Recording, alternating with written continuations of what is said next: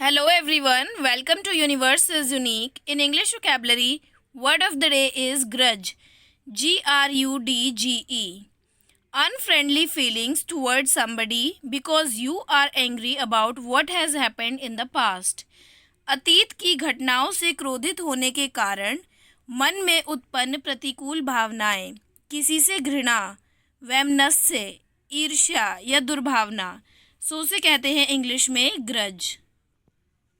Synonyms: bitterness, grievance, and resent. Antonyms: friendship, sympathy, and goodwill. Now, example sentences. First, she seemed to have a grudge against me. Second, life is too short to hold grudges. And third, holding grudges was never a talent of mine. That's all for today's video. Thank you so much for watching.